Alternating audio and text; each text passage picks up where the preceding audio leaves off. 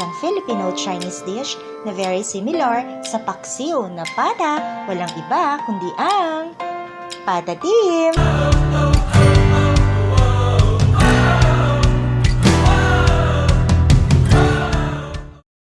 Una muna natin gawin sa ating pata ay linisin natin ito gamit ang kutsilyo at i-scrape yung skin nito upang matanggal yung mga extra dirt or balahibo na naiwan dito.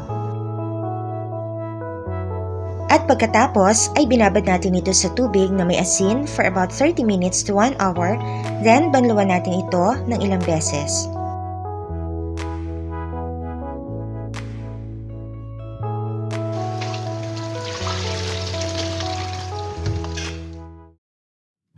Ang first step natin gagawin ay imamarinate muna natin ang ating pork leg sa soy sauce, garlic powder, or pwede din namang chopped garlic, pure calamansi juice, or pwede din lemon, and vinegar. Mix lang natin.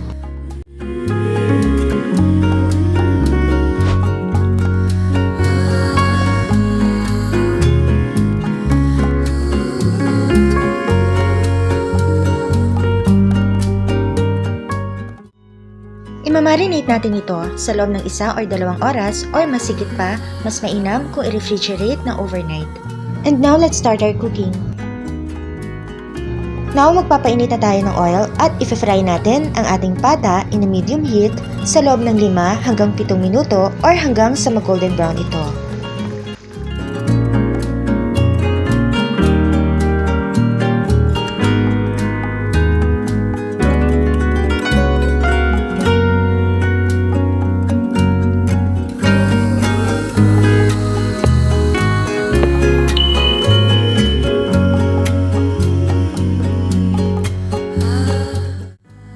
Ginagawa natin ang prosesong ito upang hindi magkalas-kalas ang ating pata habang niluluto kasama ng sauce nito. At hanggang sa lumambot ito, ay intact pa din ang ating sliced pork leg.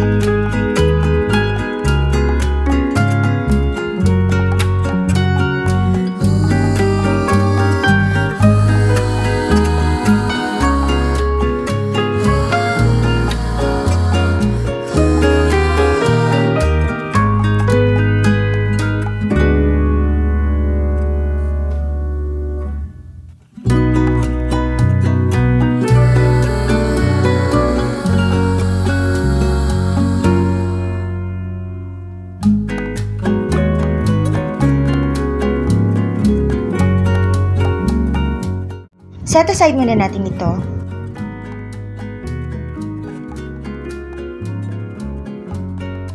Magbabawas tayo ng oil mula sa pinagprituhan ng ating pata, then mag-start na tayong mag-isa.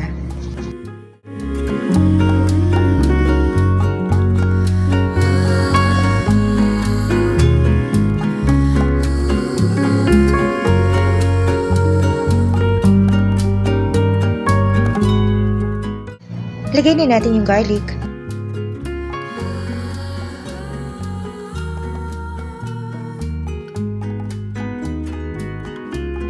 Guys, mas maraming garlic, mas masarap ang ating patatim.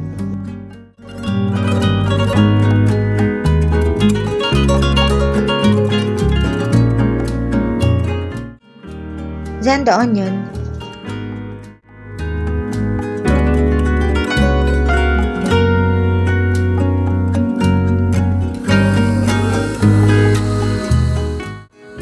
Now, ilagay na natin yung ating soy sauce.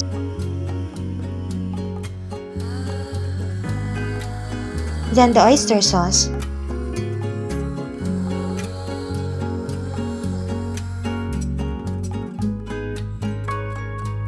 Star anise. Bay leaf or dahon ng laurel. Pineapple juice.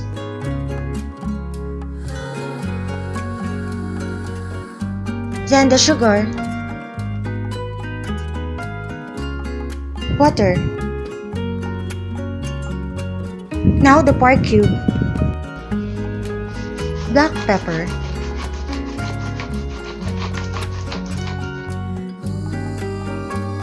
chili pepper or siling labuyo. Optional po ito. Nasa sa inyo kung gusto niyo maanghang or hindi.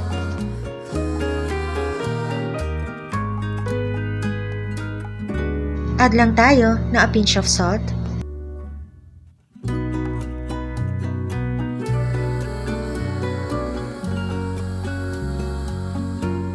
Now, ilagay na natin yung finry natin na pata.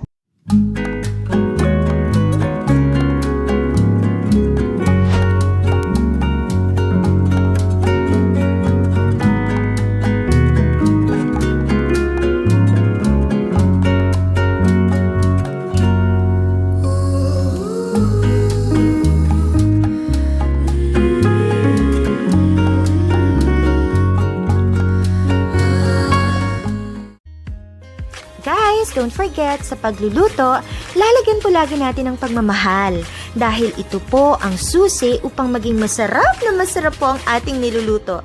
Sa bawat halo, lagi po natin sasamahan ng heart!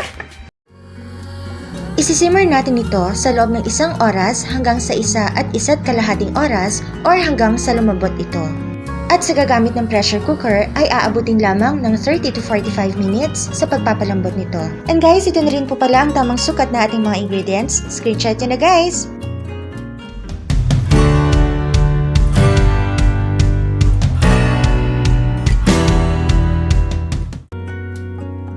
Ayan guys, luto na ang ating patatim at pwede na natin itong i-transfer sa isang plate.